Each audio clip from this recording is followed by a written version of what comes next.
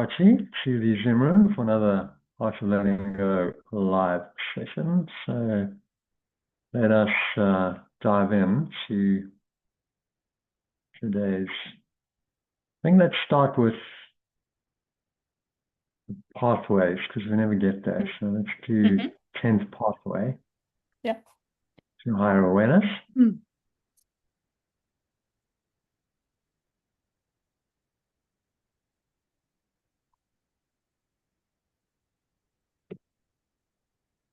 Which page is that on, Jonathan? Showing you now. Change house. Oh, I'm just changing my microphone. Is that okay? Can you hear me? Yeah, that's fine. Fine. Yeah, I was just listening to audio the other day on one of the recordings, and it was a bit scratchy. Does it come across when I'm speaking as scratchy, or is it just on the recording? Not so much scratchy, but it was almost like it was a little bit distorted. Yeah. Yeah. I noticed that. And now is it clearer? Yeah, it wasn't very clear.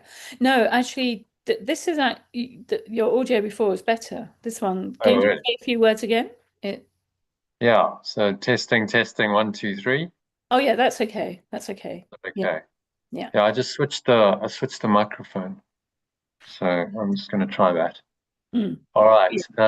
Yeah, I found pathway 10 is on page 26. Yeah, exactly. Yeah. Okay. So all good. Just need to share my screen.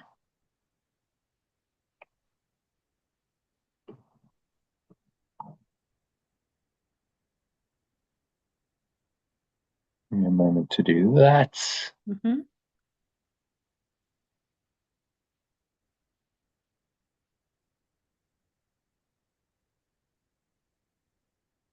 All right, can you see that? Yes. Okay. So if you can read that introduction, just short. Yeah. Very short paragraph. Okay. So the 12 pathways give you a complete solution to every emotional problem in your life. Whenever you experience uncomfortable emotional waves, you will find that the pathways are always ready to steer you through the turbulent rapids into more peaceful waters.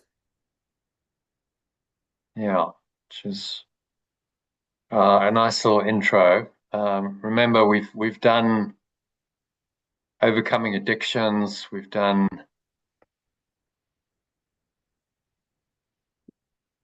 being here now, being present, and then the third one was all about interacting with others. Yeah.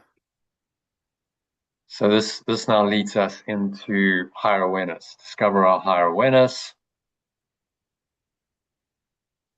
So if you can read pathway 10, I'm continually calming, the rest is scanning my rational mind, etc. Yeah, okay. So I am continually calming the restless scanning of my rational mind in order to perceive the finer energies that enable me to unitively merge with everything around me. Yeah. Now that's a new word for me, unitively. Unitively. Yeah. Yeah, I looked it up. I think it is actually a word. It's not a normal sort of word, unitively. But that's the first time doing it in a united way, kind of way, coming from a thought system of oneness, perceiving unitively. It's probably because it's very unusual. It's not a normal kind of perception at all. So it's not common language. To unitively merge with everything around me. Almost, I suppose you could say it's tautological because if you're merging with everything around you, it's obviously unitive. It's unifying. But that's I've left it in there because it's an interesting word. So yes, yeah. Finer energies enable me to unitively merge with everything around me. So again, this is kind of taking the idea of letting go of addictions to its logical conclusion. To say I need to calm all this restless scanning, all this desiring and fearing activity of my mind in order to perceive the subtler energies. They can almost like grow subtle and causal. Yes. It's a subtle energy. It's a finer energy, a subtle energy that enables me to perceive that everything is really one. Yeah.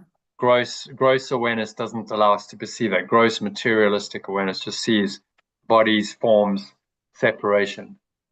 But as you go deeper, the subtle to the subtle and the causal levels of perception, a subtle starts to perceive something deeper. Yeah. Okay, so there's something else going on. There's some kind of unifying awareness or field that underlies everything. It connects everything. And, at the causal level, you realize that it's really just the same awareness. There's only one awareness, and that awareness is your awareness, and you have a direct experience of that. So what we're working on is going from the gross to the subtle. Yeah. And starting to perceive these kind of subtle, finer energies that promote unity. And when we perceive that, we have thoughts that are more unitive, that are more unifying, that are more in alignment with oneness than if we just perceive the physical, the material. And that involves, spiritual practice is calming the restless scanning of our rational mind. That's what spiritual practice does. Breathing, meditation, any good spiritual practice is doing that. It's calming that restless movement of the mind, and you start to perceive these finer energies as a response to that, as a default kind of energy. So when you start meditating, then it does start opening the doors of perception, and you start perceiving differently. And that isn't necessarily what you intended. When I started doing transcendental meditation 25 years ago, whatever it was, more 27 years ago now, 28 years ago. No, now it's nearly 30 years ago, actually. 28, I think. I didn't know, that actually this was a spiritual practice, and that this was going to completely start changing my whole mindset. I just did it because I wanted to learn how to relax and to focus my mind and improve my squash. Yeah. But when you start doing any kind of practice like that, there's no doubt it does start to open your mind. And then within a year or two of that, I was like, wow, okay, now I'm suddenly just opening up, and I'm thinking about things I didn't think about before, and I'm asking questions I didn't ask before. Why wasn't I curious before about things like Buddhism and Taoism, and I don't know, it just didn't interest me at that point. I was more interested in squash and other things. But as I started to meditate, these curiosities arose, and I started to go on a spiritual path, I guess. So that's what happens with spiritual practice. The more you do that, the more you calm the restless scanning of your rational mind, the more you can perceive these finer energies that enable you to unitively merge with everything around you. And then your perception's changed quite fundamentally. You're seeing everything from a perspective of oneness as opposed to separation. It's a radical about turn in how you're perceiving everything. So your world has changed. The external world hasn't changed, but the way you perceive it, which is your world, has changed radically. And that's why he's saying, the only thing you need to do, you don't need to seek to change the world, but seek to change your mind about the world. That's one of the classic most quoted lines in the Course. Seek not to change the world, but seek to change your mind about the world. Because that shift of mind, that change in perspective, changes the world for you. It changes how you're perceiving this reality. So once you understand that, you go, okay, I have the key to changing the world now. It's right here, right now. I can shift it at any point. I'm not relying on anything outside of me to change. I'm just changing my own mind and my own perception about what I'm seeing. And that's massively empowering. Okay, I can just change immediately. I don't have to wait for anyone or anything to change. The world will continue as it is. There'll still be wars and famine and disease and pain and suffering in various forms, but my perception of it has changed. So therefore, my worldview has changed. So my world has changed because the world has quantum physics tells us is perceptual. There's no reality in the absence of observation or perception. So it's such a simple idea, but it takes a long time to get your head around that. Mm-hmm. When I started this, I was like, okay, well, the world's got to change, because your mind is so fixated on the world in its current form, as you perceive it, that's reality. But to start to undo that takes quite a lot of mind training, which is why we do it, why we do all the mind training. Yeah. Okay, so a couple of paragraphs, 3 paragraphs to read, if you want to read the first one. Okay. So when my wonderful biocomputer is dominated by my addictions, my awareness is scattered and harried. My awareness is then like a television set that drifts from the channel, turns off when I want to use it, sometimes won't stay turned off when I want to sleep, is subject to fading, and will tune into only the lower channels.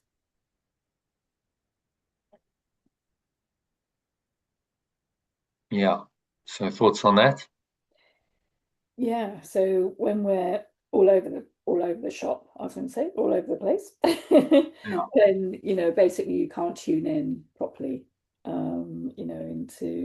into anything. So yeah, I think I do like the analogy actually of awareness being like a TV set, that you've Yeah. got to tune it. Yeah. Otherwise it'll be kind Yeah. of Yeah, I remember those old TV sets which you had to tune. yeah, I It would do. be like, okay, we haven't quite Yeah, got it right. It's fuzzy. yeah, It's a yeah, bit grey. And remember, this was written in the 70s, so that's kind of yes, what the technology was at that point. yes, It yeah, didn't auto tune. yeah. Um, It's a good so analogy. it uses the tech analogies to Yeah, try to help us get it. yeah, It's like, because we're downloading a signal, mm, receiving a signal, and if we're not tuned to it, then it's not going to be clear, mm, and we'll tune into only the lower channels. yeah, And we all know that feeling. I mean, we know when we're not feeling really connected, focused. yeah, It's not a nice feeling. You feel scattered, you feel harried. You feel like, I yeah, can't really get my head around this. yeah, I can't focus, and it's a very unproductive state, a very unsatisfying state yeah, to be in. And unfortunately, this is probably what so many people, the majority of people, maybe in modern society, in a modern sort of Western society, this is the kind of state that they're in a lot of the time.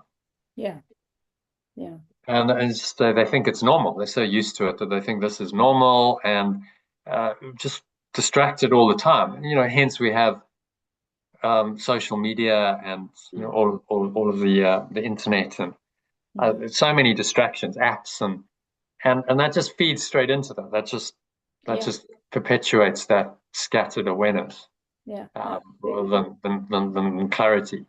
And Yeah, one has to really be vigilant of that. Like, so I'll look at. I don't really do social media, but if I look at something like YouTube or WhatsApp, I suppose WhatsApp is social media messaging. mm, I try and do it in a structured, focused way. It's like, okay, I'm not just willy-nilly going there. I'll look at it. Okay, I'll deal with my messages first thing. Then if I'm working on something or I'm doing a call, it's like that's out of my awareness. I don't put a pop-up on my notification of that on mm, my machine for that reason, because it's just distracting. Something pops up and then yeah, immediately off. exactly. I Like, turn all notifications off. yeah. About um, Just that little things like that, because it's very, very distracting if you just keep yeah, if you keep going off. So periodically, every half hour, I might check it, just in case there's something urgent. But otherwise, I try and go, okay, so now I'm working on an agreement or whatever it is. Let me just try and focus on getting that done, mm, rather than scattering my attention, yeah, which is very easy to do in today's day and age. And it's it's not a nice feeling. Apart from it's not very productive, it's also not a nice feeling when you're all over the place and there's loads of things going on. It's much better if you're like, okay, I've got one thing, let me do that to like 100%, finish it, and then I'll move on. yeah, So this is what he's saying, really. mm, Okay, to carry on, as I lessen the heavy load of addictions. Yeah, so as I lessen the heavy load of addictions I've been carrying, my rational mind becomes quieter and quieter, and I begin to increase my insight and perceptiveness. I begin to have a choice that was not available before regarding my words and actions. I begin to tune into the finer energies around me when the precious space on the screen of my awareness is not occupied by the emergency alarms triggered by my addictive security, sensation, and power-based expectations of how the world should be. Any thoughts on that? So basically, as I, cut out the noise, and, reduce the number of distractions, then, my mind is more capable of tuning in to those finer energies. And then, I'm not then, sort of so preoccupied or triggered by what's going on around me. Yeah, I'm not reacting in the same way. In this program pattern, and the emergency alarms trigger the fight or flight response. Yeah. Which then puts us into a state of sympathetic nervous system, which is not good for our health. Again, I'd say probably the majority of adults in modern society, let's take Britain as an example, would probably be in some form of sympathetic activated state for much of their day. Yeah. I think that's a fair comment. There's research on it, but because that's the way society programs us to be. Yeah. And unless they are doing some spiritual practice and mindfulness to counter that, then that's the way their mind's going to go. And it generally gets worse as you get older. Yeah. The mind becomes, less disciplined unless you consciously say, okay, I need to do something about this. And obviously that's the counter movement. There are people saying, okay, enough, yes, I need to pay more attention to my inner self. I need to do some mindfulness. I need to be conscious of how much time I'm spending on my devices and social media, so that I counter this. So there is the counter movement. Yeah. But that's a counter to the majority movement, which is very much addictive, is security, sensation, and power-based expectations of how the world should be. Yeah. So we set up an expectation. We say the world should be this way. It's often very subconscious. We haven't really verbalized it, and then of course it doesn't pan out the way we thought it would, and then we get upset. And then there's a resistance to what is, which of course strengthens the ego. Yeah. Because who's resisting it? Who's judging it as this shouldn't be as it is? So forgiveness simply says, no, it's all perfect as it is, because it's the perfect opportunity to become aware of my ego and let it go. That's why it's perfect. Yeah. It's not perfect, per se in form, because often these things are seemingly very imperfect, but it's perfect in its imperfection because it's showing you the nature of the ego. It's helping you let it go.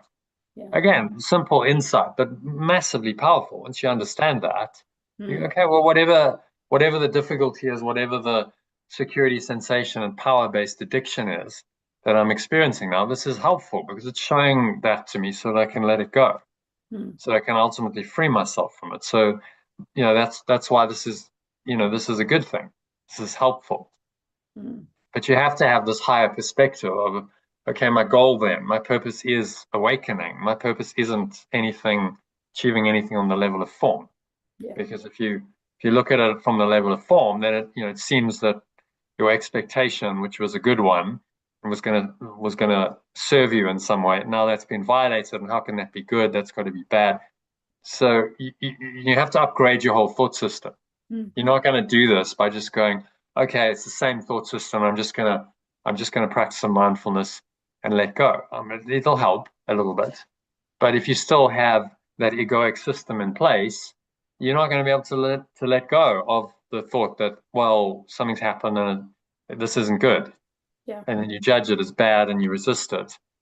this is why the mind training that we're doing is so important, because you've got to change the whole paradigm of your thinking, of your thought system. So it's not really, life isn't what I thought it was. It's not really for what I thought it was. Its true purpose is actually completely different from what I thought it was.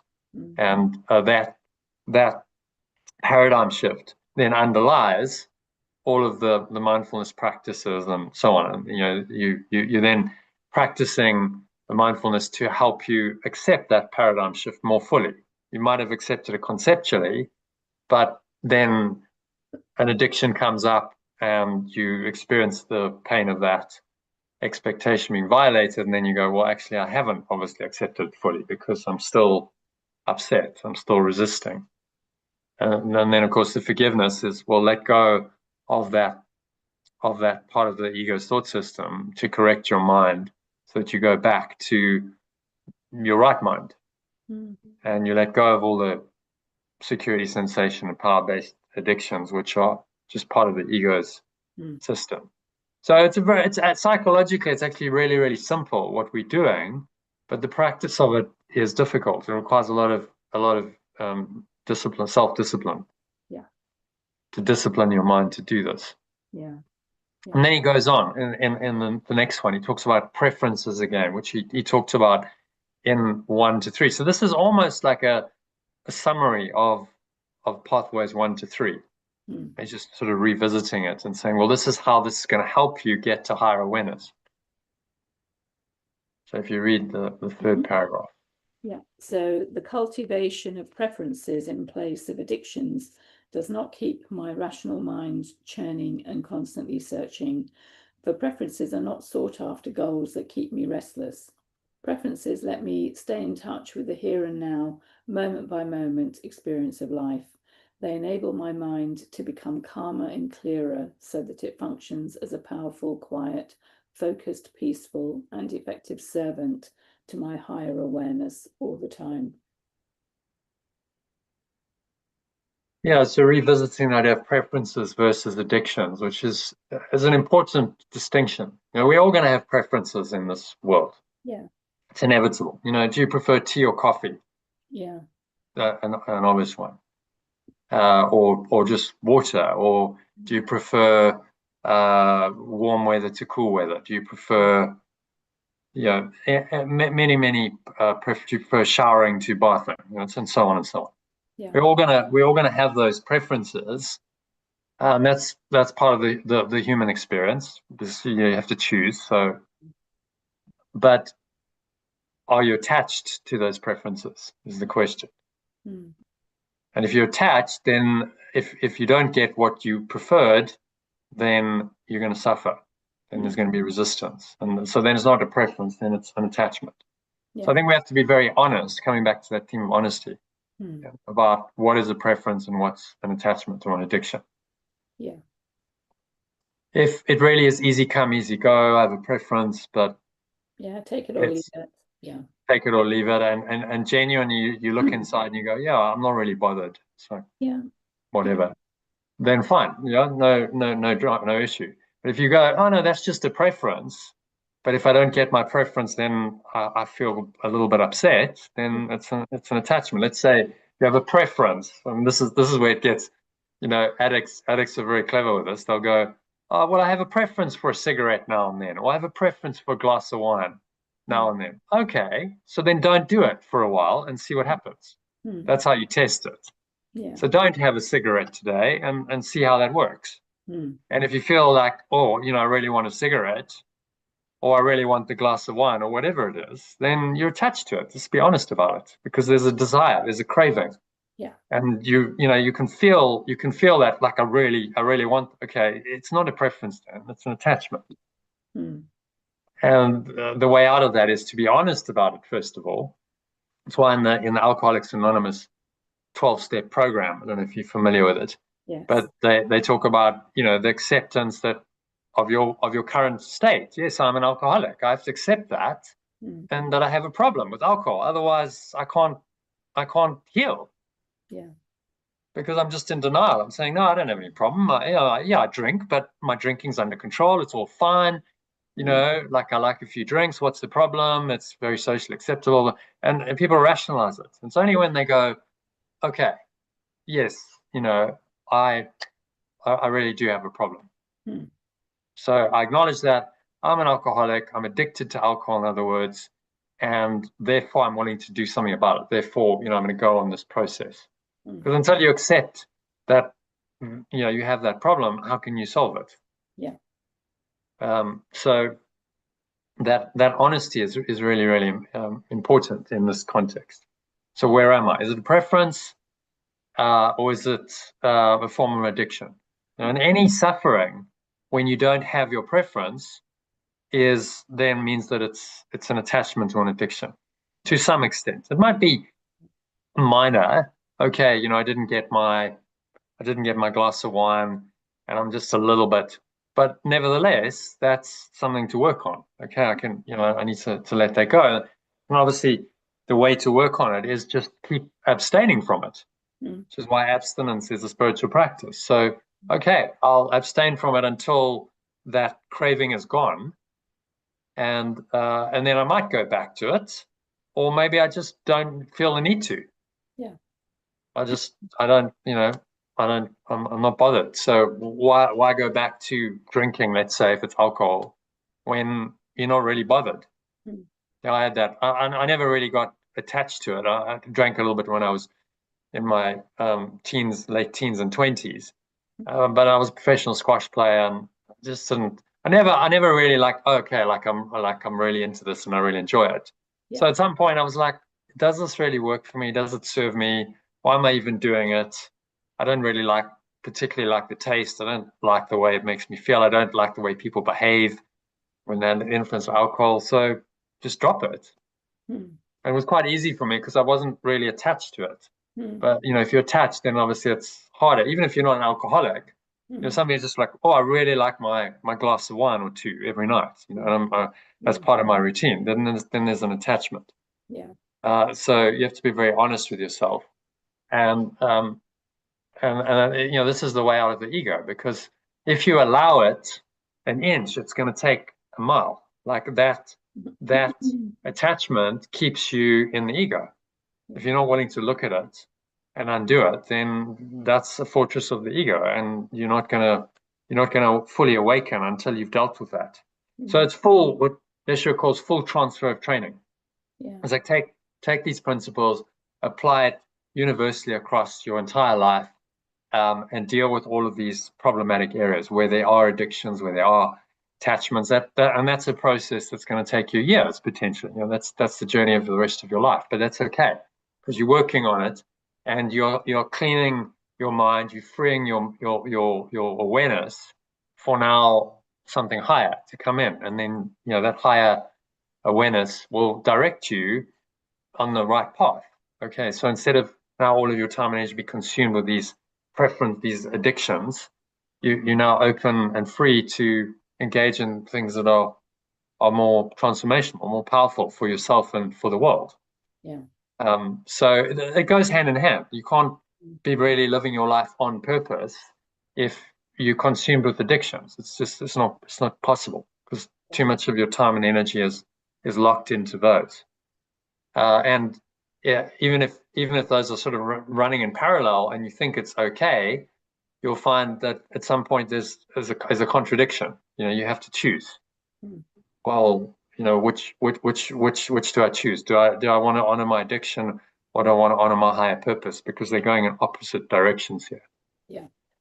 So it's a revisiting really the first three pathways here, and saying, well, how does this change your awareness? How does this connect you with your higher awareness?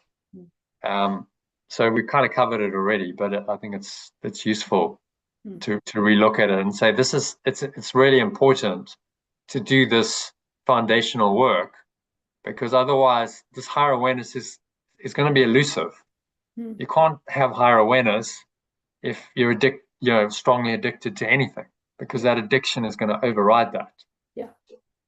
I saw that. I think I mentioned one time I did a retreat and this lady came on who was still addicted to cocaine. So she was only like a week out of it, or less. And I kind of said, okay, well, come, but I was probably naive. I probably should have said no. You just like, I'm not in a position. This retreat isn't for you. Mm. Because she just was not in any state to be able to go into any kind of higher awareness, any mindfulness. Just a basic breathing practice was challenging for her.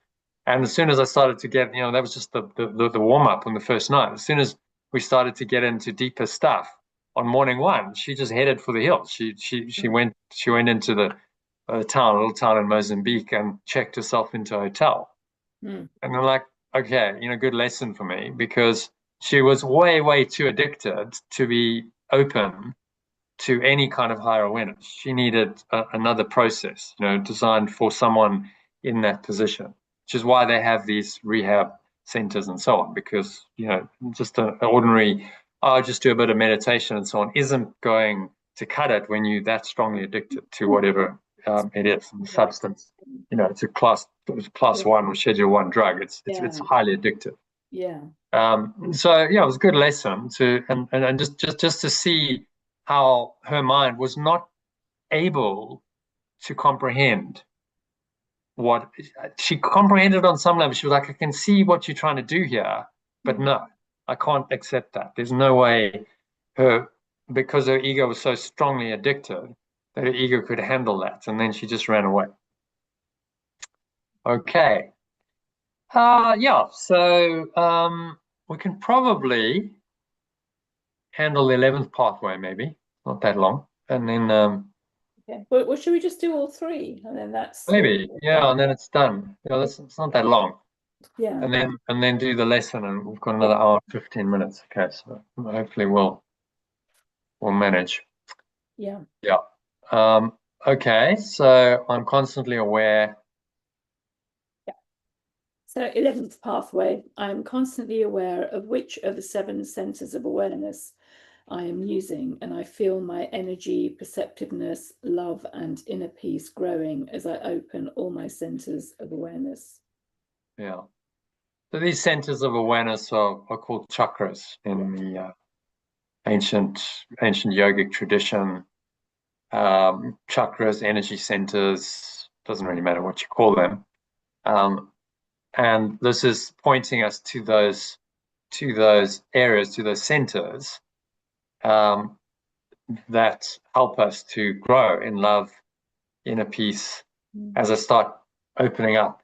So when we start unblocking mentally, emotionally, and psychologically, it literally opens up the energy centers, and they start rotating more freely. And so more life energy flows through them. I believe these are actually portals into another dimension, and so the more you open them, the more this life essence flows through you. And then that energizes your entire body mind system. So it's important that he's saying pay attention to these and start opening these up, because these are the portals to this life essence, this life awareness. And you start to feel it. Like when you open these energy centers or chakras, you feel it there. You feel energy, and it goes beyond the rational mind. It goes into energy and feeling and emotion more than just thinking. So if we're too much in our minds, they say get out of your head and get into your heart. That's just a call to say stop all that thinking and drop your awareness down into your heart center and start being aware of what's going on there. And very often that's blocked. If you're very mind oriented, then often that feeling center is blocked, and people are blocked on the energetic level. They might have, let's say someone's highly intellectual, they might have quite an open third eye, but be very blocked on the lower levels. First, second, third, even fourth chakra, very blocked up. So they need to drop down into those levels, and they need to clear that. Need to clear those blocks, which is then as those energy centers open up, the psychological blocks that correspond with them clear. So remember, he talks about security, sensation, and power addictions. Security is base chakra. Yeah. That's all about fear and physical security and so on. Sensation is second, about pleasure and so on, associated with the sexual energy center. And power is in the solar plexus, which is very much about power, control, and what's your power center? Is it the ego that's in control, and then you're going to play lots of manipulation games, or are you opening that up to the heart to guide, to say, I'm just going to let love take control. Yeah. They talk about in the heart chakra, the Heart Math Institute have done a lot of research saying that that's actually the most powerful center. Right? It's more powerful than the brain. When you start to become tuned to the heart, your whole mind-body system entrains to that powerful energy, and now your thoughts change, because the heart chakra then informs what you're thinking, what you're feeling, what you're thinking, and so you become much more heart-centered. They say, do you feel it in your heart? There's a reason why this is in language, because it's a deeper feeling than just in your thought. Often there's a contradiction between them. Yeah. The heart, the feeling will say one thing, and that you could say is your true self, your intuition. And the mind, where the ego resides, says something else. And now they're in conflict. And so one of the longest journeys you'll ever take is from the head to the heart. Yeah. It's only 30 centimeters, but it's a profound transformation and shift, which is really what this is all about. The mind training is about undoing all of those blocks that get you in your head and focused on the ego and its false thought system, into the heart, where you can feel love and peace and joy on those higher levels that we talked about yesterday So this is very much heart oriented: love, joy, peace. We experience these in the higher chakras. Love, definitely heart. Joy, also heart expanding. Peace, starting to go into maybe the 6th and 7th chakra, where there's just this ineffable bliss, this perfect, pure awareness that's deeply peaceful. And love is in that. Love is part of that. But you can't do that with blocked chakras. You're never going to experience love if your heart center is blocked. Yeah. So as we work with the centers of higher awareness, in the original centers of consciousness, changes to higher awareness, we are naturally changing our minds. We're letting go of all the blocks in our subconscious mind. The two dovetail. As we let go of subconscious blocks, then our energy clears up and the energy centers start opening up. So if you're doing any kind of authentic spiritual practice, you are working on the 7 energy centers by default. Okay. So with all of that said, let's go into paragraph 1. 7 centers of awareness. Yeah. So the 7 centers of awareness, which correspond with the 7 chakras or energy centers of Eastern traditions, consist of a 7-step scale, which can tell me each moment of my life exactly where I am in my journey toward higher awareness. As I learn to upgrade my awareness to loving awareness, I unlock enormous energy. I enjoy being able to unconditionally love and accept everyone. Excuse me. By letting myself grow toward higher centers of awareness and ultimately pure, formless awareness itself. Sounds like you need some water or not. Yeah, I experience the beautiful inner peace that I have always sought in my life, but that may have been frustratingly elusive until now in my spiritual journey. So thoughts on that?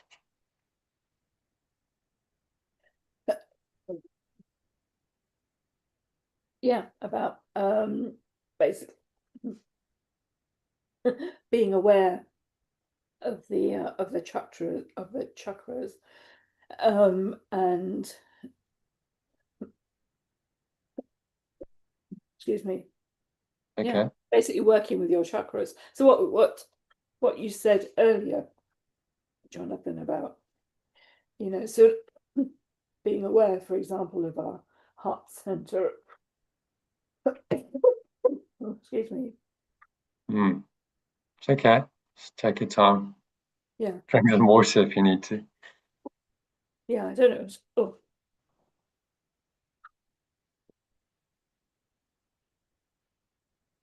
It's actually a cough in my chest, Right. as opposed to in my throat. Right. Mm. And interesting that last part of the last sentence. It may have been frustratingly elusive until now on my spiritual journey. Yeah. So really speaking to that seeker, which you know all too well. Like I'm looking and I'm looking, but it's just not quite happening. And I'm seeking, and very frustrating. Yeah. When we don't get what we think we want and need. The idea of this is start letting go and surrendering, and it's going to happen of itself. Yeah. So don't go into expectation of, oh well, I'm expecting enlightenment to be this blissful journey, and I can't wait for all these amazing blissful states, because then you set up another expectation. So it is about saying I'm going to do the work. I'm going to do what I know is right, what I feel called to do, and allow the process to unfold. Allow things to show up. If I'm doing the work, then I know that I'm on this journey of awakening and healing, and it's all going to unfold as it should. I'm not really in charge of it anymore. Yeah. So by letting myself grow toward higher centers of awareness, ultimately pure formless awareness itself, I'll experience this peace. I'll experience more joy. I'll experience more happiness as a byproduct. So instead of seeking happiness, we go, let me just seek to know myself. Let me do the work necessary, and peace and love and joy and these things will come in time. But I'm not seeking them per se. Yeah. And then there's no expectation. Then it's, well, whatever I'm experiencing, that's obviously what I'm meant to experience. And if it's not perfect peace and love and joy yet, that's okay. It's just an experience on the journey. Yeah. So you drop all that expectation, and then there's no frustration, and then life can flow forward, and you accept this is where I am right now. Right? It might not be the ultimate enlightened awareness, but it's just where I'm at right now, and it's okay. It's because life's a journey. And if I keep journeying, then I'll open up more. But some people on a spiritual path can be like, oh, I just want to get enlightened. I just want to get there. And that's a mistake. Yeah. Because again, you're going out of the now into the future. You're saying, when I get there to that enlightened state, then it's all going to be wonderful and blissful. But right now, I'm not there, and so I'm a bit unhappy about it. Well, that's the best way to keep you from ever getting there, right? Because getting there is like there's no problem. I'm just peaceful and happy. As long as there's any kind of expectation and any kind of frustration, then you're missing the point. So the summary is just do the work, do all the spiritual practices that this program and the course suggests, and you're on your path. You're doing a thing, and you're opening up your chakras, and it's all gonna happen and unfold in divine time. Just as it should, not sooner, not later. But it's not up to you. So this is where a lot of people struggle because their ego wants to control the spiritual journey. It's like, well, you can't. That's the whole point. The ego is not in control of it. Just allow, surrender. It's about surrender to God. It's saying, I'm not in charge anymore. The divine, the Holy Spirit is in charge, and thank God for that, because I can't really do this. There's no way you can be in charge of your own awakening. You're gonna sabotage it by definition, because the separate self doesn't want to awaken. So, all right. So just the next one, using the 12 pathways. So using the 12 pathways means I work to integrate all the centers of awareness. Everything in my life has aspects of all the centers. I begin my growth towards higher awareness when I first escape from being preoccupied with the lower 3 centers of security, sensation and power, and upgrade my awareness to include the unconditional love center and the expression center. Then I begin to watch my drama from the higher awareness center. By perceiving the drama of my life from this center, I impartially witness all my thoughts and actions happening on the 5 lower centers. In the next phase of growth in your awareness, I will go beyond this higher awareness center into the 7th center, pure, formless awareness of perfect love, that blissful state where I have let go of all belief in my separate self and unitively merged with all that truly is. Yeah, so basically sort of moving up the chakra scale, if you like. So rather than being in the 3 lower chakras, working with the heart center, and then moving up the chakras. Yeah, unconditional love center is the heart center. Expression is the 5th chakra. Yeah. Higher awareness is the 6th chakra. So begin to be able to observe, just to be that witnessing presence. Yeah. Judgment, partially witness all my thoughts and actions. Yeah. Into the 7th center, pure formless awareness of perfect love, that blissful state where I've let go of all belief in my separate self and unitively merged with all that truly is. So that when you raise your awareness to that and you enter into that state, that's what they call in Eastern tradition samadhi. It's a state of like I'm completely one with this higher awareness, and all the other awarenesses have kind of faded away and merged into that one. It's just one complete whole blissful awareness where you are united with your higher self or God. God consciousness. But that's a very, very high state. So even Jesus says in the course, he says that's for most people that to stay in that for any extended period of time is unrealistic. They're not going to do it. So if it happens, it happens. Good for you. But let's not set that up as an expectation or a goal. Your goal is just to keep improving, keep letting go, keep forgiving, keep moving in the right direction, and allowing these miracles to unfold in your life. And then the higher awareness will come when you're ready. So a much more practical, kind of realistic view of it. Than okay, we're all going to just meditate 24/7 and go into samadhi. I mean that is a path that has been taken by people, but typically associated with Eastern traditions, Eastern society, in their old form. Nowadays the East has become more westernized, so it probably still exists in places like ashrams and so on, but largely the majority of people in India are not there at all. They're not in samadhi. This is a very rare state. So rather he's saying, well, look, focus on practicing forgiveness or letting go in your daily life, and you then upgrading your awareness. You're starting to become more in touch with these higher centers, with love. Expression would be speaking and your purpose, your higher awareness, and when you're ready, you might get glimpses of this higher awareness. They come. I've had a few, and they're wonderful, but they don't last that long.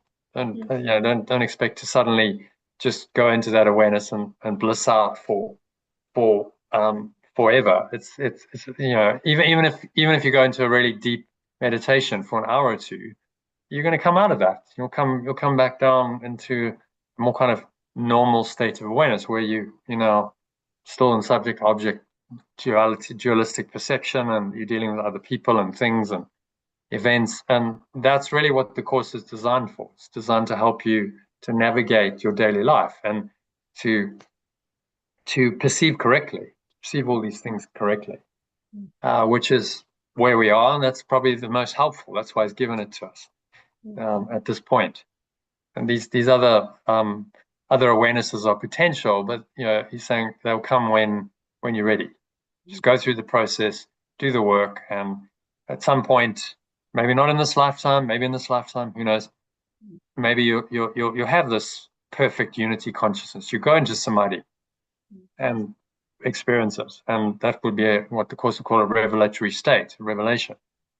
But that doesn't even for profound mystics, like say David Hoffmeister, dedicated pretty much his whole life since his late 20s to practicing, studying, teaching the course.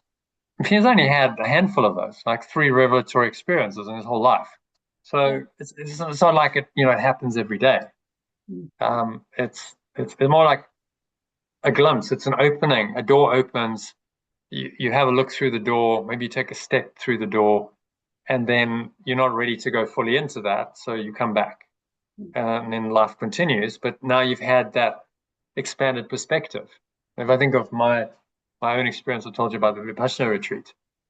A very, very brief glimpse of it, a few minutes at most. But it did profoundly influence my mind and my whole life. Yeah.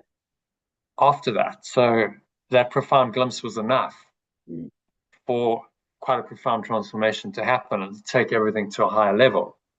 And so that was enough. It's enough. I'm grateful for. I'm not looking for more.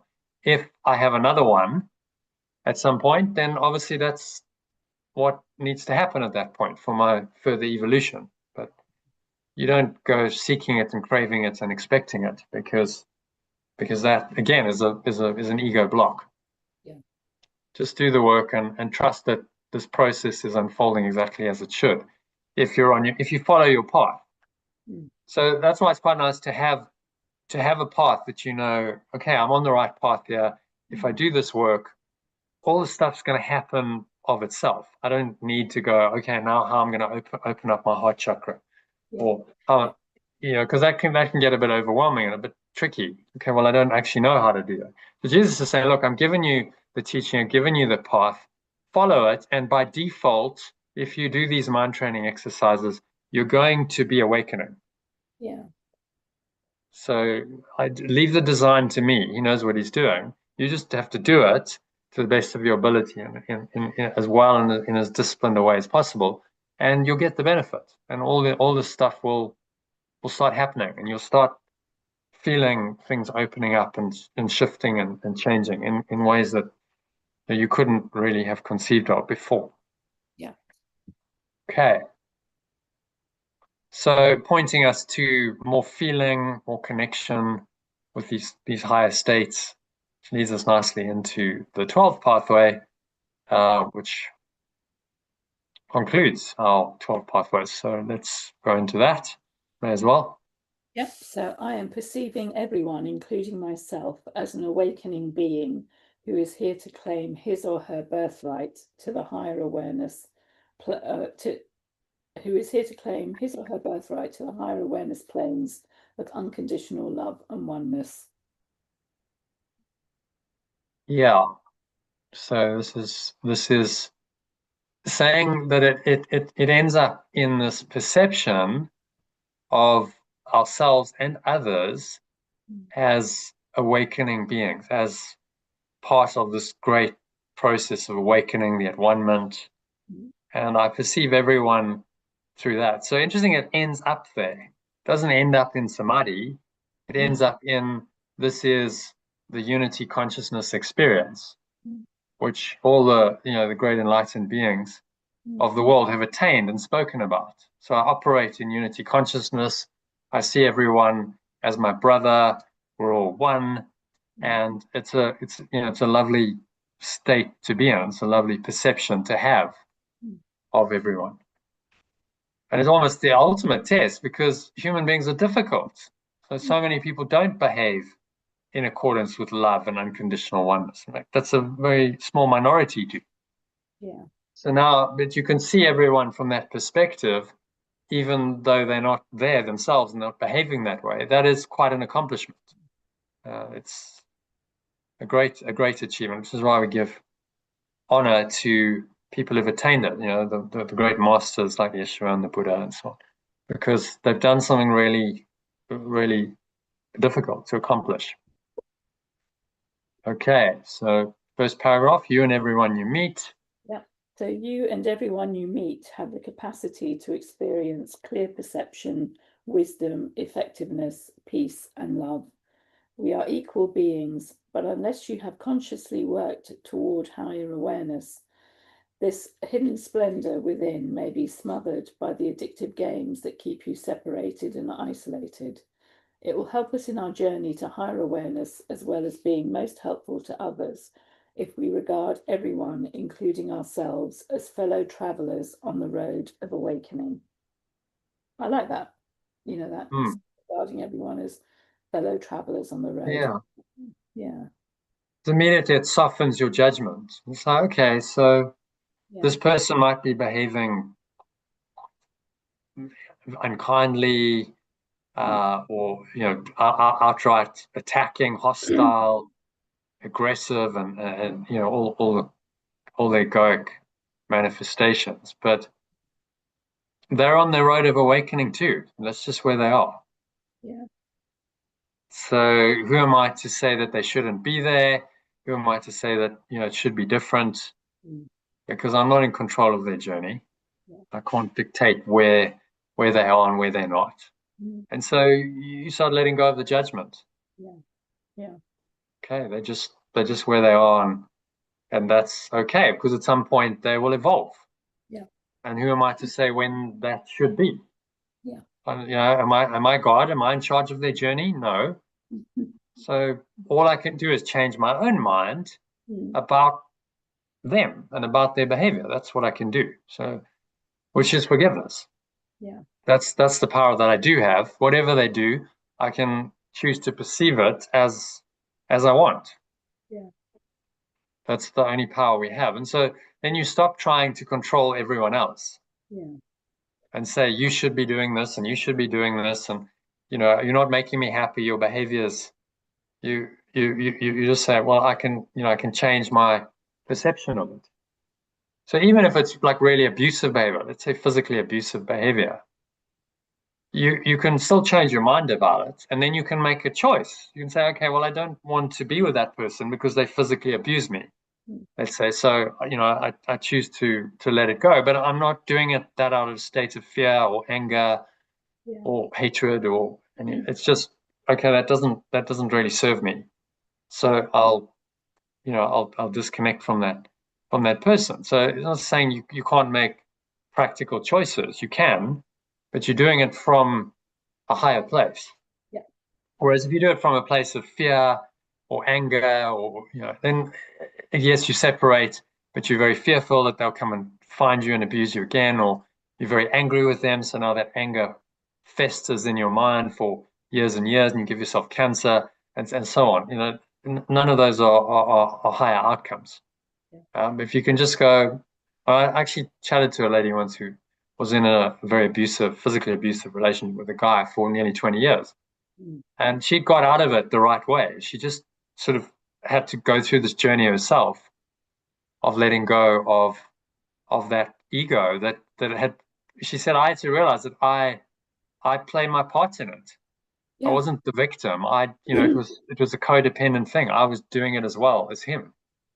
And we kept this game going for a long, long time. And only when I realized that, that what I was doing, that I was part of it, and I was playing the game as well as he was, that, that was when I could free myself. Yeah.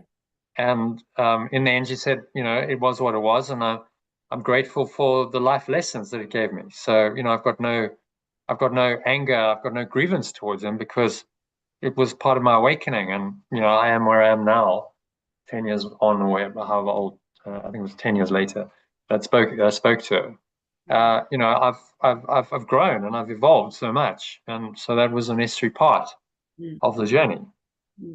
And you know, he's on his journey as well, so that's just where he was. And maybe he's still abusive, but then that's that's the best that he can do at the moment.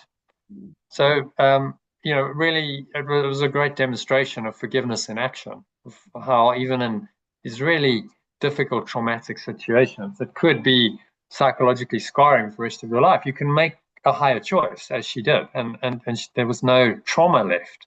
She resolved all of that, and you could see she was genuinely quite peaceful and happy. Okay, so the next one, I begin to realize that everything I do is either a skillful or unskillful attempt to find unconditional love and oneness. When my ego or separate self permits me to see the here and now actions of people with perspective, I realize that there is really nothing that anyone can do that you have not either done or wanted to do at some time in your life. We're not just that different from other. We're just not that different from each other. Our egoic, rational minds keep us continually judging other people to make them wrong, projecting our guilt onto them and giving us a false sense of superior identity. Yeah, but really on the money there. Great quote. So anyone who's ever worked in, say, prisons with prisoners, you know, they come out with a great feeling of compassion, of like, yeah, you know, if I'd had the same kind of circumstances, upbringing, conditioning as some of these prisoners, I would probably have done the same thing. And when you hear their stories, you're like, well, how can we judge? All very well say, oh, you're just a criminal and you've done wrong and you deserve to be punished. But hang on, you don't know the backstory. That person might have experienced horrific abuse and just, you know, the conditions of very, very, very challenging life conditions in their formative years. And then, you know, is it surprising that they join a gang and become a criminal by the age of 20? Not really, because, you know, that's what that upbringing and that conditioning sort of dictates. Some people make a different choice, but not everyone is able of doing that. So, just, you know, amazing. I spent one night in prison once. I'll tell you the backstory to that. But the compassion that I felt for those people was, I was like, it's just, this system hasn't done right by them. You know, they shouldn't be rotting in jail, and some of them were like waiting for trial for like 2-3 years, and they're just kind of wasting their lives away. Because they stole something, or they've done something, but there are no jobs. There's no hope for them. So what do? You know, you're a young man, you need money yourself, you need to feed your family. What do? You know, society doesn't give you the opportunity, so you try and make a plan, and you turn to crime. It was one of the most profound experiences I've had, because I felt such empathy and such compassion, and a desire to say there's something wrong with the whole system that does this, that condemns these people. You know, they actually need help.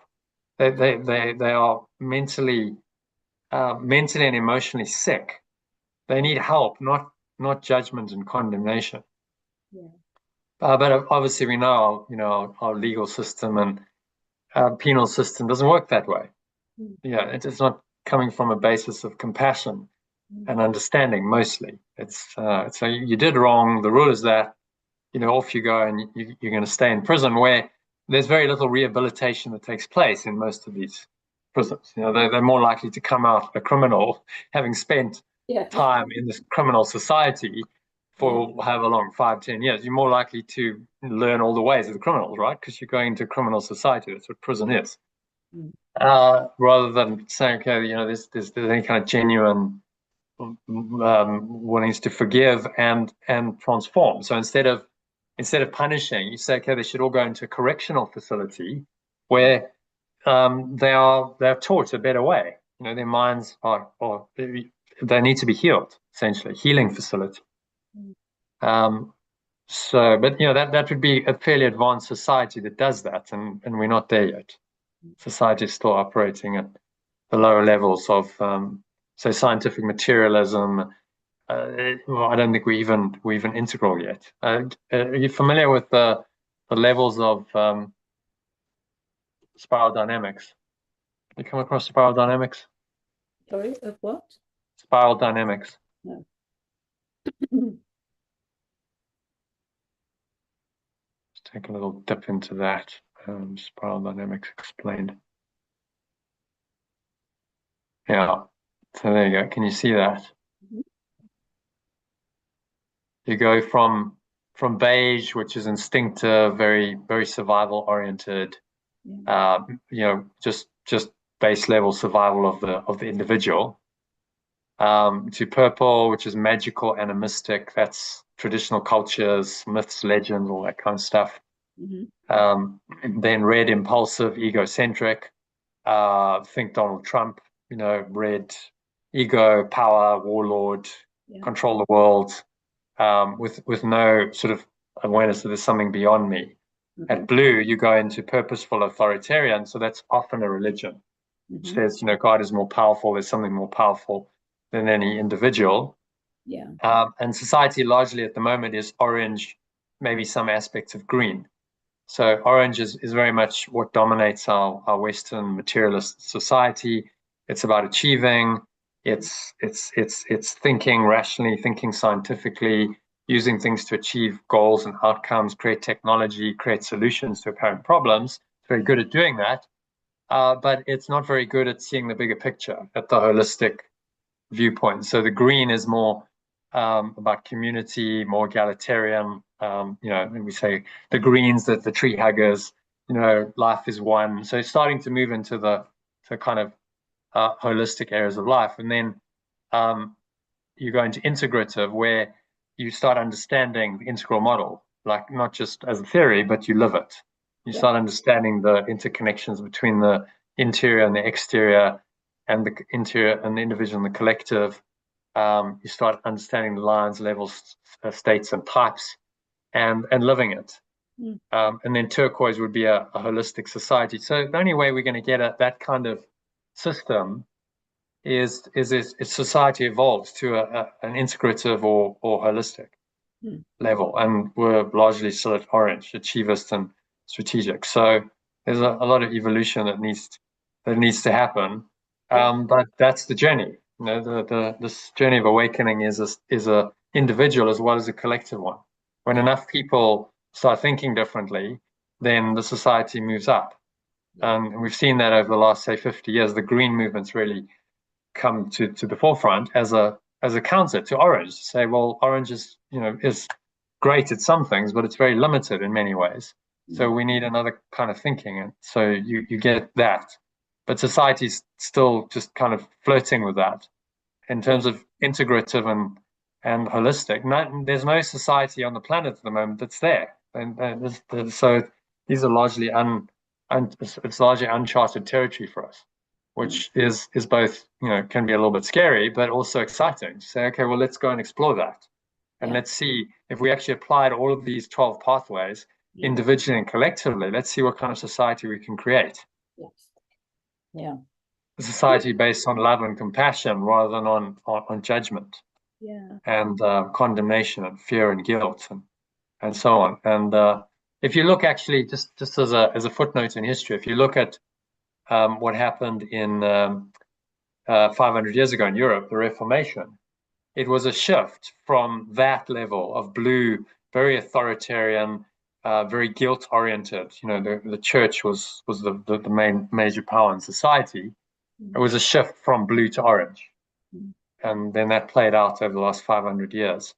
And now we're on the cusp of another shift. We're moving into the green. That's the precursor to yellow and turquoise. 500 years later, it took 400, 500 years for the orange to really become the dominant thought system, and largely humanity moved up to that, and now we're in the next stage. So it's an unfolding spiral, as it says, and we just keep going, and eventually, if we don't destroy ourselves first, eventually we'll get there. because that's where life goes. It evolves to these higher levels. Yeah. So all of it within this context, seeing, let's say, the red impulsive egocentric combined with the orange achiever strategic levels that are being, say, manifested at the moment on the international level in the war, that is a call to say we need to let all that go. That's that's past. That's not serving us anymore. We need to let that go and move beyond it into more green and yellow integrative and holistic thought systems, which at those levels, war becomes inconceivable because you don't fight, you don't perceive in that way anymore. You don't perceive other people as your enemy anymore. So how can you go to war then? Yeah. Not possible. Okay. So a little bit of created that model, Jonathan? Who created it? Yeah. So it's integrated into the integral model. So Ken Wilber adopted it. It was actually created by a guy called Don Beck. And they created, I think they called it spiral dynamics. Let me just Google it, I'll tell you. Yeah, because I'm familiar with Ken Wilber, but no, but I'm not seeing that model. Yeah. So Ken sort of collaborated with Don Beck, who actually did quite a lot of work in he did quite a lot of work in South Africa. Okay. In the he looks like Gary Renard. That's uncanny. Wow, he looks exactly like Gary Renard. That's so weird. He's this course teacher. So he was the co-author of Spiral Dynamics Theory.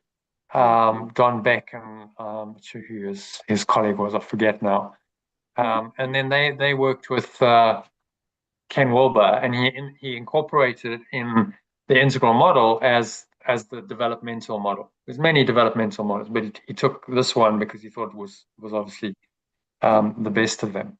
Yeah. So they applied this in South Africa. He did quite a lot of consulting work in the 1990s because really it was a shift from one level to another that was needed. When you understand what's going on the in the interior collective level, this level, then it informs the interobjective level. So the shared values, meanings, language, culture. That's what spiral dynamics talks about. That we're all on this journey, and there are these distinct levels. And once you understand those levels, it becomes a lot easier to understand why certain people, certain groups of people are behaving the way they are. Yeah. You have compassion. I mean, now let's say Europe is at a level 5, maybe moving to level 6. To look on Africa and say, well, you should be at a higher level is not kind or compassionate in any way, because 500 years ago Europe was there. So it's a process, that every society's got to go through. Just like individuals have to grow and learn and develop, so do societies, and that takes time. It takes generations. So it gives you a much more kind of holistic, more compassionate view of humanity, and how it's all working and how it's interacting, and that ultimately we are all heading in a positive direction, even though it doesn't always seem like it. This journey of awakening is happening collectively as well.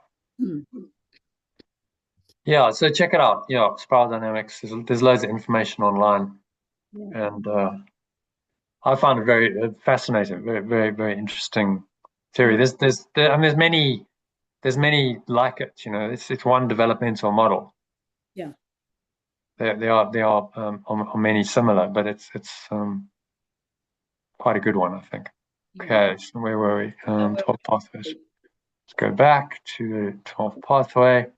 So I realized that in place of the judgmental terms, Yeah, so I realized that in place of the judgmental terms such as good and bad that I used to separate myself in my awareness from others, the simplest and most helpful ethical standard is to perceive everything in terms of degrees of separation and oneness. Yeah, which is quite a profound, again, shift. Okay, so there's degrees of separation to oneness. It's a developmental scale. And this is where I'm at. This is maybe where someone else is at. And we can bounce up and down that as well. So you know, it doesn't mean you're just fixed on that. We saw the way to use this is understand that you might have a general state, but if you're feeling particularly low, you could go into anger or grief, and you could dip into that state. The key thing is just realize that it's a state. It's not a permanent level, and you can bounce back up by letting go. Letting go. It's like a trampoline effect where you go, okay, I've gone into that. I get it. This isn't a nice feeling. So, you know, when I let go, I bounce back up, often to a higher level. And sometimes it's appropriate to drop to a lower level. Like if you're starting a business, let's say, you know, staying at enlightenment or peace isn't really going to work. You need some willingness. Yeah. So you need to be able to access that state. But it's holonic. That state's available to you. If you've gone to a high level, that state of willingness is still available to you. You can go there if you want to, because you've already learned that. So it depends, you know, what's appropriate and what's appropriate for who at what time. So someone who's, let's say, stuck in fear, for them, the next step might be, well, start desiring something more than that, right? So set a goal, work towards that, and you know, that's appropriate. They're not ready for non-dual peace and enlightenment yet. So their next step is, you know, maybe to set some goals. And that's why you have different teachers at different levels. So take the whole personal growth movement. It's really about shifting people from the past, grief, apathy, guilt, shame, and fear, into something more positive on a higher level. It's still not maybe ultimate truth, but I desire a better life for myself. Okay, I want this. I'm going to work towards it. It's a shift upwards.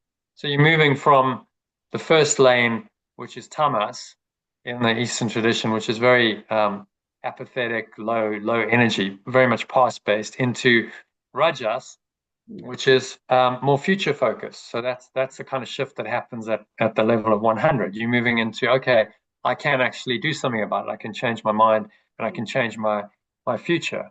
It's still not ultimate truth, but it's a necessary part of the developmental process. And then, you know, third lane would be moving into these higher levels where you become more sattvic, more knowledge-based, where it's more about the knowledge of who I am, know thyself, these higher states, and you let go of all that fear and desire. It's not appropriate anymore. So, you know, spirituality is really moving people along that journey wherever you are. If you need to go into more desire and goal setting and stuff, then okay, that's part of your journey of awakening. It's not better or worse than someone who's, let's say, already done the rajastic thing, and then they kind of go, okay, you know, there's got to be something more. Let's take a Richard Branson or someone like that. He's done all of this, and now he's ready for something, you know, deeper, higher. But that's just where his journey is. But you can't deny someone else the opportunity to go through that stage of development. So then there's a lot of empathy and a lot of understanding and compassion that comes with understanding the world and people and societies in the developmental context. Okay, it's a process and it takes time, and everyone's on their journey. And who am I to say that they shouldn't be there? Yeah. Like, who am I really? It's crazy. Who am I to say that they shouldn't be there? Like, am I God? Yeah. Everyone is where they are, and you know they're going to need to go through the appropriate developmental phase of growth at that level. And if I can help them with that, then great. And if I can't help them with that, then I'm just, you know, let them get on with their journey and not judge them, and not condemn them. So, you know, my work is really helping people to shift from level 2 rajas into level 3 sattva. If someone comes to me at tamas, I probably can't help them that much. because they're not ready for, so you have to accept that someone else can help them better, and that's fine. Maybe I can help them in 5 or 10 years when they've gone through that rajastic stage. All right. Yeah, so I'm just bouncing around here a bit. Let's go back here. The page, 28. Yeah. Yeah. Okay, and then the last paragraph. When I perceive how it all really is. Yeah. When I perceive how it all really is, when I perceive everything that happens in my life as a moment by moment acting out of the great drama of my addictions, I will realize how I constantly smother the potential that I have within me. Higher awareness means that I experience a flowing harmony with all of the people and things in the world around me. This permits me to accept emotionally whatever is here and now in my life. Higher awareness is not a mystical, metaphysical, far-out state. It is a simple, beautiful, and highly effective state of mind that is my birthright as a human being. So a great way to end it, I think. So very, it's not mystical, metaphysical, far-out state. It's just a simple, very effective state of mind that allows you to operate in a much happier, more functional, more effective way than you did before. Yeah. So very, very sort of practical way. Yes, ultimately those mystical states are there. You might have some of those experiences, or you might not. Who knows? It'll happen if it's meant to happen.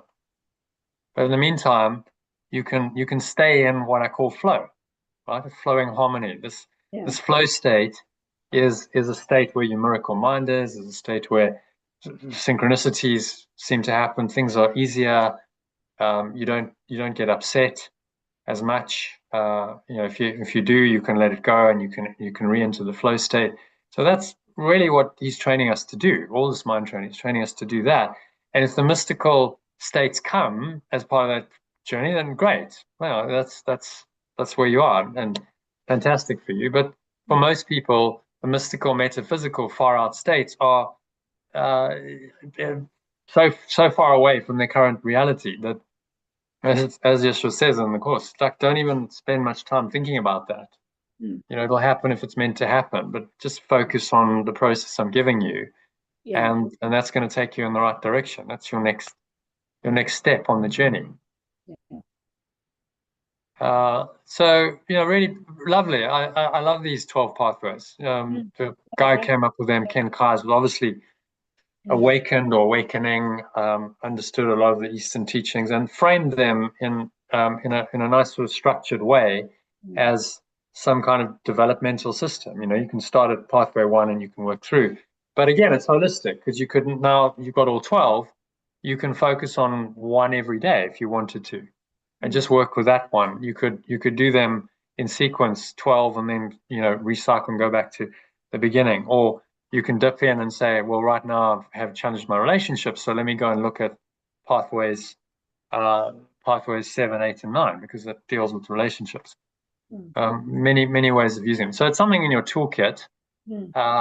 It's in the course manual. We refer to it from time to time in the ongoing Art of Letting Go program. But I've covered it here. And it's just another form of this perennial philosophy that the course is. I thought about trying to integrate it more into the program on a daily basis, but I'm like, I think it's just going to be too much. There's just too much then. Okay, so I'm doing this, and there's already a daily lesson. And there's already live sessions. There's enough within A Course in Miracles to keep you busy. Adding in this as some kind of daily practice as well. So if it really resonates with you, you could. That's entirely up to you. But I don't put it in, because I just think it's going to actually be too overwhelming. Jonathan, is because there are 12 of them, I would actually be inclined to do one a month. So say days, so that's quite a nice way of doing it. So for 30 days, you're working one of the 12 pathways. And that way you can get really deep into it as well. So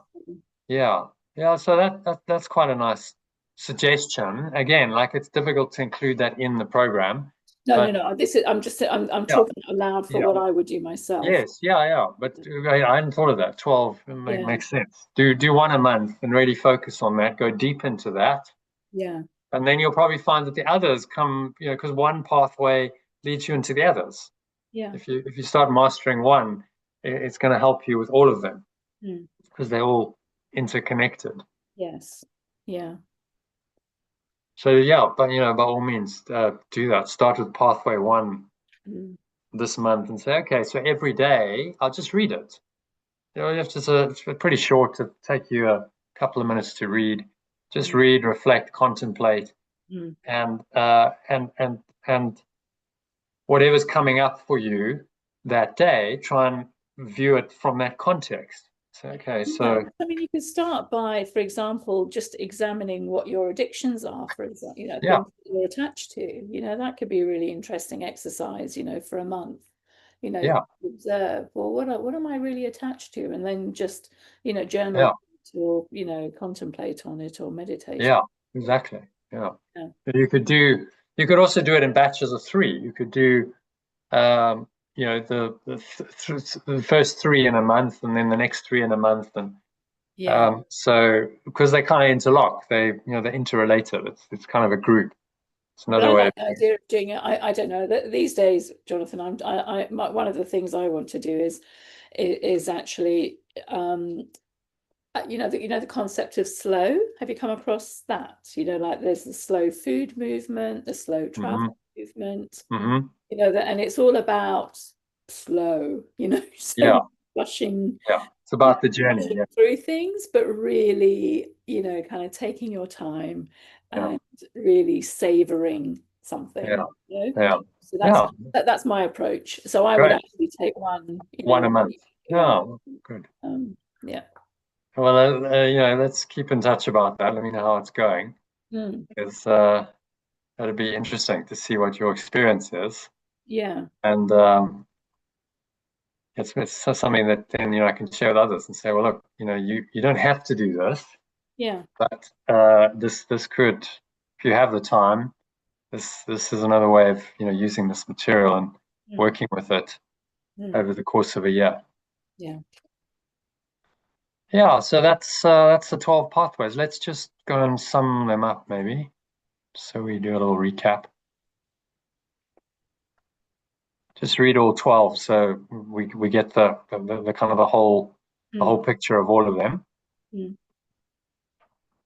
So starting with 1, there we go. I'm freeing myself. Yeah, I'm freeing myself from security, sensation, and power addictions that make me try to forcefully control situations in my life and so destroy my serenity and keep me from loving myself and others. Yeah, and then 2, I'm discovering how my consciousness dominating addictions create my illusory version of the changing world of people and situations around me. 3, I welcome the opportunity, even if painful, that my moment-by-moment experience offers me to become aware of the addictions I must reprogram to be liberated from my robot-like emotional patterns. Yeah, so that's all about addictions and overcoming them. Yeah. Just different aspects of that idea. And then second batch of 3 is about being here now. Yeah. I always remember that I have everything I need to enjoy my here and now, unless I'm letting my consciousness be dominated by demands and expectations based on the dead past or the imagined future. I take full responsibility here and now for everything I experience, for it is my own programming that creates my actions and also influences the reactions of people around me. I accept myself completely here and now and consciously experience everything I feel, think, say, and do, including my emotion-backed addictions, as a necessary part of my growth into higher awareness. Yeah. So thoughts on that? What's he saying? Just come into the now. Yeah, it's Accept. awareness, isn't it? Noticing. Yeah. And And then taking full full responsibility. That's quite a big responsibility one. for everything. Yeah. Yeah, which is a huge part of spiritual awakening. So as long Yeah. as you're blaming someone or something else, you're never gonna awaken. So it's got a lot in these things. If you actually took this as a complete system and you really live these, it would take you to enlightenment. You would awaken. Yeah. Okay, then the next batch of 3 is interacting with others. Yeah. So I open myself genuinely to all people by being willing to fully communicate my deepest feelings, since hiding in any degree keeps me stuck in my illusion of separateness from other people. I feel with loving empathy the problems of others without getting caught up emotionally in their predicaments that are offering them messages they need for their growth. I act freely when I am tuned in, centered, and loving, but if possible, I avoid acting when I am upset and depriving myself of the wisdom that flows from love and expanded awareness. Yes, that's all about how we relate with them, to other people. And the interesting dynamic of, yes, I need to be open, but I also need to make sure that I'm conscious and centered and loving before I just open up and splurge all my stuff out. So there's an interesting dynamic between those two. And that's skillful relationships. I mean, you can use those two cleverly together. That's what the Buddhists would call skillful in your relationships. Yeah. Okay, and then discovering my higher awareness, which is 10, 11, and 12. Yeah. So I am continually calming the restless scanning of my rational mind in order to perceive the finer energies that enable me to unitively merge with everything around me. I am constantly aware of which of the 7 centers of consciousness I am using, and I feel my energy, perceptiveness, love, and inner peace growing as I open all the centers of consciousness. I am perceiving everyone, including myself, as an awakening being who is here to claim his or her birthright to the higher awareness planes of unconditional love and oneness. Yeah, which is the end result of all of it. That lovely unity consciousness, seeing everyone as one with you, which all the traditions point to. And that's where it ends up. The enlightened beings end up just seeing that everyone is love. Yeah. Which is almost the ultimate accomplishment. So not ending up in samadhi, ending up in, I'm interacting in the world in this very, very aware, functional, effective way. As he says, when I perceive how it all really is. Maybe read that again, that last paragraph, just to sum it all up. Yeah. When I perceive how it all really is, when I perceive everything that happens in my life as a moment by moment acting out of the great drama of my addictions, I will realize how I constantly smother the potential that I have within me. Higher awareness means that I experience a flowing harmony with all of the people and things in the world around me. This permits me to accept emotionally whatever is here and now in my life. Higher awareness is not a mystical, metaphysical, far out state. It is a simple, beautiful, and highly effective state of mind that is my birthright as a human being. Yeah, really well said. I think it brings it from that mystical, metaphysical, far out, like unachievable realm, which a lot of people associate with us, to, okay, this is just how I live a better life. It's just how I can be better in my life, in my mind. I can have a happier experience. Things are going to work better, which is surely what everyone wants, right? And then the mystical, metaphysical, far out, escaping the world can come. You're on the right track, but you're on your journey. You're enjoying the journey to get there. So instead of, I just want to escape and get out, Yeah. I'm like, no, I'm actually quite enjoying this journey, and I know that ultimately it's inevitable. I'm going to get out. It's a done deal. But there's a journey to be walked, and I'll get to the journey inevitably. But there's a process, Yeah. and I can kind of relax and surrender into that process and enjoy the ride. Yeah. Because if I'm not enjoying it, then I've kind of missed the whole point. Exactly. Yeah. Yeah. I'm just in resistance then, and I'm certainly not enlightened. So, yeah, it's a lovely way of phrasing and stating what actually a miracle is.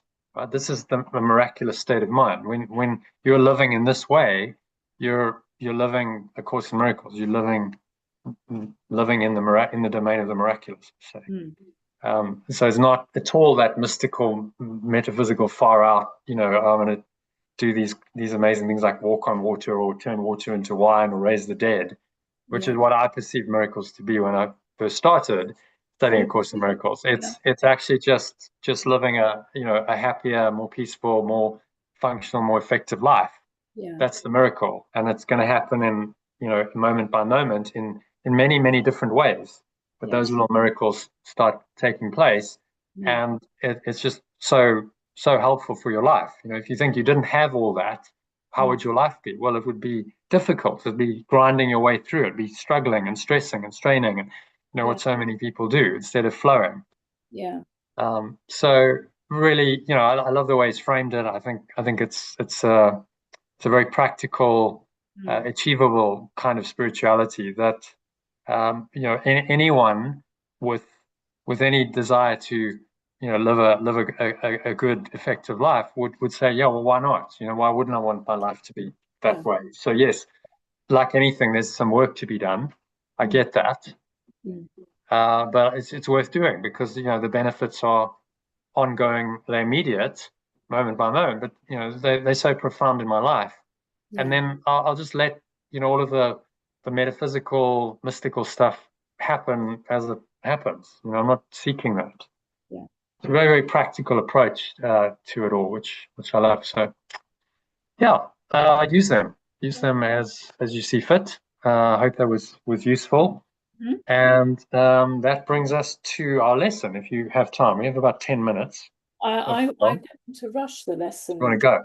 so I would actually prefer that we end it here because I think it's a really nice place to end. Yeah. Okay. No If problem. you're in agreement with that, because Yeah, yeah. I Whatever you do have want. a Yeah. hard stop at 5 o'clock. Yeah. So If it's a hard stop, then we would yeah, be to get it done in 8 minutes is. yeah, But exactly. I'm quite pleased we finished this because it could have been Yeah, dragging I on, am as well. Actually, no, and that's we got great. it done in Yeah. nice. To do three at a time is quite nice because we got the Yes. whole sequence of this set. Yes. So Yeah. yeah, do the lesson on your own. Yeah. You've got all the tools to do that, and I will see you tomorrow. Maybe. What's Let me just the check. schedule Yeah, like tomorrow? I've got quite as I mentioned the other day, I've got quite a full week this week Hmm. and a lot of things I need to get done as well. I've got various committee meetings and Yeah, tomorrow evening when Deborah and Gabriel are coming back, so I won't be yeah. available. We could do an afternoon session if you wanted, depending on I that's can do yeah, I can do tomorrow. Would 5 o'clock work, Jonathan? yeah. I can do five until Yeah. is an hour enough if we do 5 till 7? Um sorry, Can we 5 till 6 five rather. till six? Can we do it a bit earlier, like an hour earlier? Would No, I have something that finishes at it's due to finish at 4:30. right? It may overrun, which is why I'm giving myself a little margin Yeah. until 5 o'clock. Okay. And also I like to have a little break between Yeah. meetings as well. Yeah. So Yeah. Yeah. yeah. Okay. So let's say Oh, actually, just well, let's do that. Yeah, no, I can let me yeah, say let's do four five. thirty. Yeah, if we can do 5 till 7 then, and I'll not attend that meeting and I'll um yeah, let's do 5 till 7 then. Yeah. Can you make it a bit earlier? Uh As I said, the earliest I can make it was 4:30, but then I run the risk that 4:30. Then I run the risk. Well, let's aim for 4:30, and then we'll do. I don't know exactly what my schedule's like, but if I'm going for dinner, generally I need to be there by 6. So 4:30 to about 5:30, 5:45, and give us an hour. You can do the lesson. Okay. How's that sound? And if you're a bit late, that's fine. Just I'll be online from 4:30. Okay. Yeah. Okay. All right. Yeah. Yeah. Great. See you tomorrow. Yeah. Okay. Thanks, Em. Thanks. All right. Yeah. Namaste. Bye. Yeah. Bye. Bye-bye. Thanks, Archie. Yeah. Bye. All right. So that is a wrap for today. If you watched the session live or on a recording, if you enjoyed it, a couple of things you can do. Why not go to lifepool.com? You can see the spelling of that in the background, or there's a link below in the comments box, and you can subscribe to get a daily inspirational quote from me, some mind training material, some comments on that, a mind training lesson from A Course in Miracles, along with a short mini meditation or breath break to help you practice it, as well as invitations to join these live sessions. So all available free at lifepool.com. And you can also hit the subscribe button if you don't feel like you're ready to subscribe to a Telegram group. Why hit the subscribe button on YouTube, and you'll be notified whenever I go live, which is at the moment 3 or 4 times a week, and that's probably going to carry on for the rest of the year to access all this content either live or on recording. But if you'd like to join us live, head over to lifepool.com, and you'll be given the notifications of when the sessions are happening, and also a link to join us in Zoom. So hopefully you'll do that. I hope to connect with you on the inside of the group or one of these sessions soon. And thanks for listening or watching. Namaste, which means the truth in me acknowledges and honors that same truth in you. So much love, peace, and joy.